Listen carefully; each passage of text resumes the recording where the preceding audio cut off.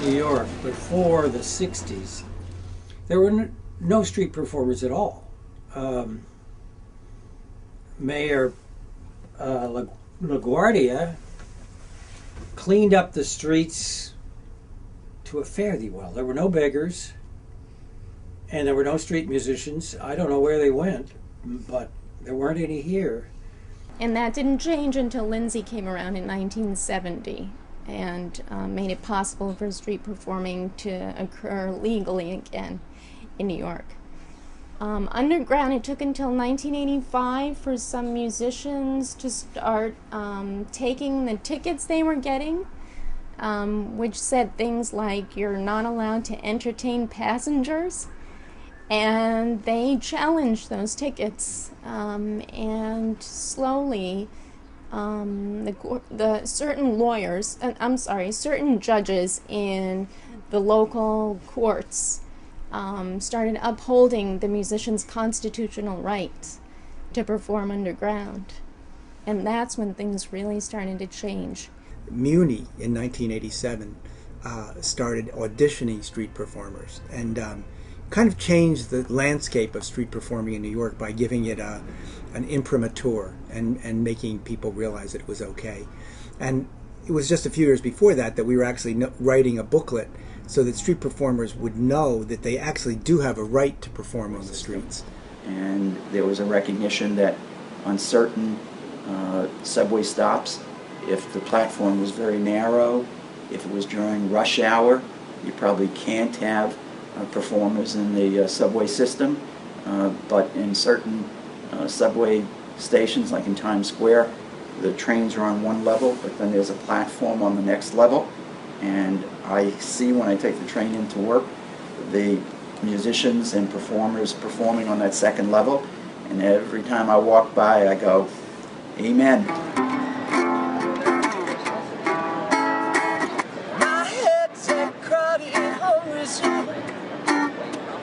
It's lunchtime, my thoughts still fly me to the moon.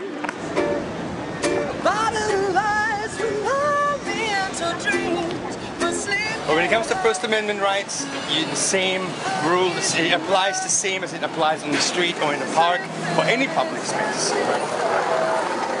Freedom doesn't stop at the turnstile. My music is a friend, my hands it's cruel. Tonight they died and I like us, lead to empty rooms. Look so fine, no one around the wire. Some steel bends in the fire. But you fill the cup and light. That's Mom. Hi, Mom. What's up? Huh? Oh, right. I was trying to remember what I called you earlier. Yeah, I was looking at a Craigslist, different apartment listings and things like that, and I saw a whole bunch of stuff. Pretty positive that I feel like I would be pretty successful here in the long run.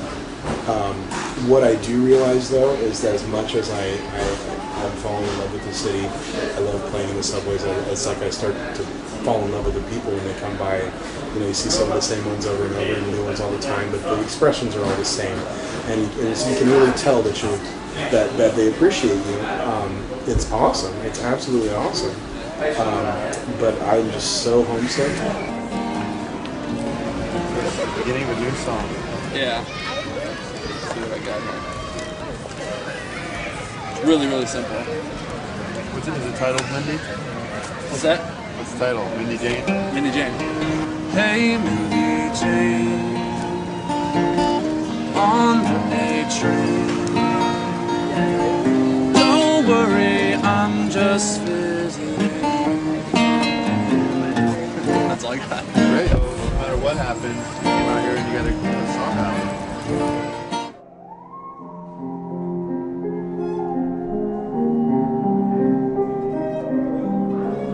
The Saw Lady. There's no other The Saw Lady.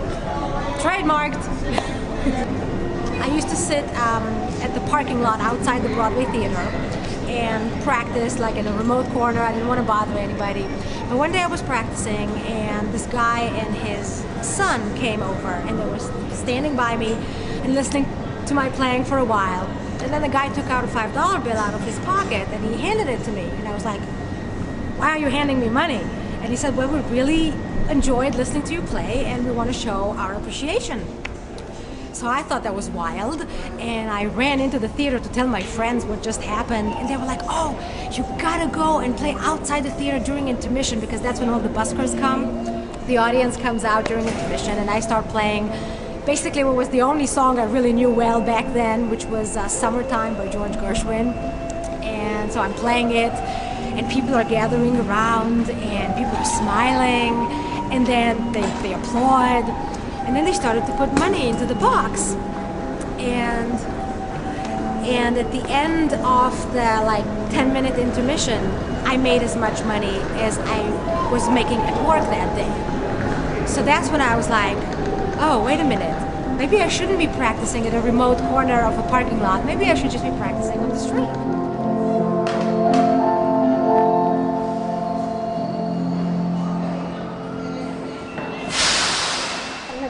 Peru's once got a ticket for playing the musical Saw. And why? Because they said it was a potential weapon, and someone could pull the thing out of her hands and hurt somebody. In reality, right? I mean, musical saws are filed down. They're not right. I think her argument against that was someone could pull a guitar out of someone's hands and hit someone over the head with it, right? I mean, really, this is what happens when there's a lot of social control. The downside to Muni is that it creates a two-tier system where some musicians get priority and others have no protection against police harassment. And unfortunately, over the years, the MTA has never really sat down with the NYPD to go over the rules and to make sure that police officers don't misenforce the rules. So what happens is freelancers get told, oh, you don't have the MTA banner, you're not allowed to be here. And that's not true. Everybody has a constitutional right to perform in the subways, whether the MTA considers them to be excellent or lousy. I am begging.